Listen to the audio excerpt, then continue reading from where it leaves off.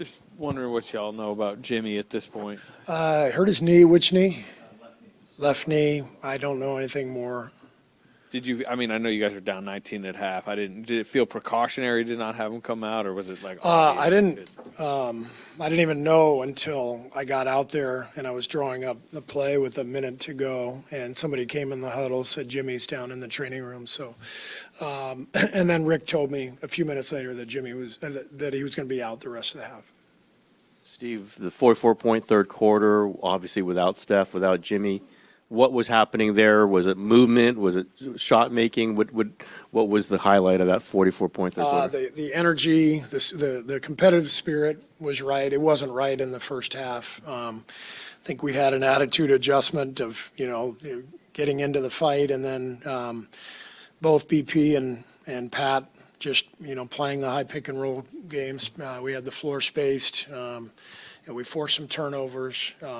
It was a fantastic quarter, and I think it showed, that we can play with that kind of pace and energy and take care of the ball, and that's what it has to look like more often, and I'm confident that it will.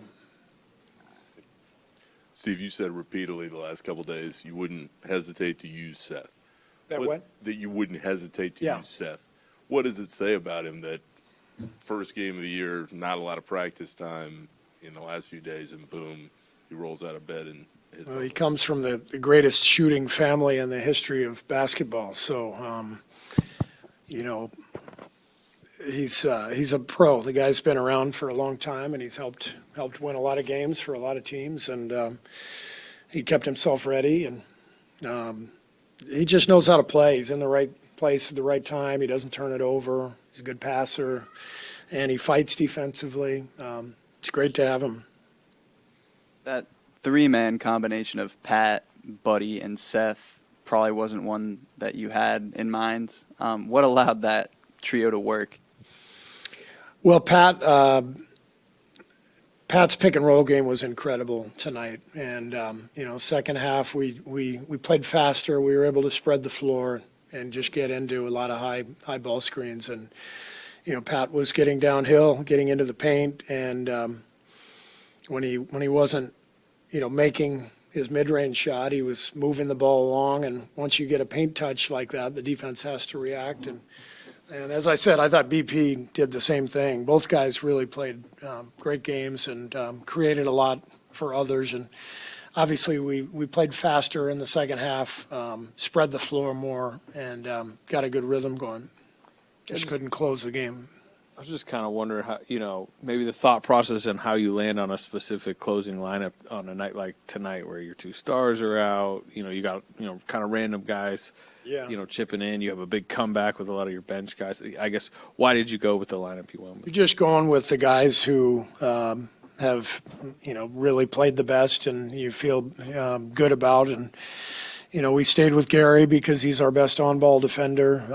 Buddy is also better defensively than given credit for. And we wanted him on the ball, and we wanted his floor spacing. He got a good look late. He was mad at himself for not knocking it down, that corner shot. But Buddy is a great shooter, and so we were just going with the guys that we felt gave us the best chance. As you mentioned, Pods have been playing well, but did you think about keeping Spencer in there to close? I think you took him out with 3-something left. He was going obviously very well. Yeah. Was that a consideration? It was a consideration, but we wanted to get Brandon back in the game because he was also playing at a high level, and Pat had been out there for a while, and just felt like a good time to sub.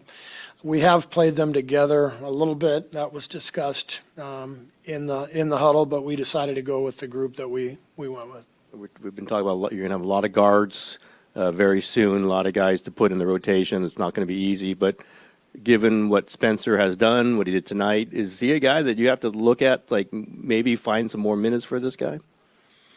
Well, Pat's just awesome. He's such a pro, such a competitor, and the fact that he can play any role. He's the same guy every day, whether he plays 21 minutes or 0, and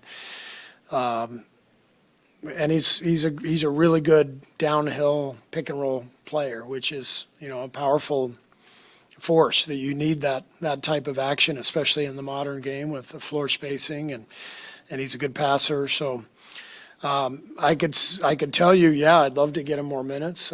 We also have Melt coming back, hopefully on this trip.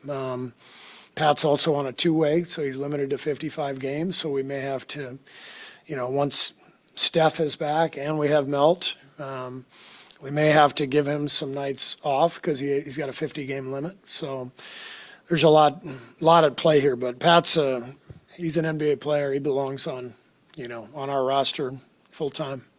I guess just to kind of follow, you touched on a little bit with Pat's 50-game limit. Just how much discussion has there been up to this point on how to use those games? Well, we haven't even had the luxury to not have him active, through 22 games. So it hasn't even been a question. But now it will be a question with, once Melt and Steph are back, we do have to ask that question. This was Draymond's 900th regular season game in his career, and for a second-round pick, reaching this milestone, how do you describe, the mark he's made on this franchise and the longevity he's had playing in a position where he's undersized? Draymond is just incredible. He struggled in the first half, and he's such an emotional player, which is, what drives him, that passion, that emotion, and the game just did not go his way in the first half, and I was just so proud of him for fighting through that and then having a great second half, even after picking up those fouls, to sit for a while and come back and play a great fourth quarter. Guy's the ultimate champion, and, we ride with his emotion, and sometimes it gets the best of him. But more often than not, he's just a winner. He's just a championship player and somebody who our guys feed off of. And I thought he was brilliant in the second half after his first half struggles. Steve, after Pat gave you guys a 1-point lead inside 5 minutes, they went on an 18-5 run. Was it a matter of what they were doing? Did they just find another gear, or do you think you guys ran out of gas a little bit? I didn't feel we ran out of gas. I mean, they're 21-1 for a reason. Shea's the MVP for a reason. He goes 5 for 6 from three. The step back at the top of the circle was a huge shot, and it's one you kind of have to live with. You don't want him getting to the rim, obviously, and they made big shots. I think Isaiah Joe made a corner three. Jalen Williams, made a big shot. So you give them credit. They're the NBA champs for a reason. Hey, Steve. What from that comeback do you want to see carry over as you get ready for this road trip? The energy, the competitive fight, the ball movement, the ball security. The second half, I think we had like 4 turnovers. And despite, playing at that pace and defending like we did. So, shots are going to go in, shots are going to miss, but you can be consistent, taking care of the ball, and consistent with your effort and energy, and that's what we're looking for on a consistent basis. Steph going to make the trip? Steph will not make the trip. He's going to stay home. It was a long shot for him to play in the back-to-back, and we don't play again until Friday. So it just makes perfect sense for him to stay home with Rick, get the rehab done here, get his work in, and hopefully be ready for Minnesota next Friday.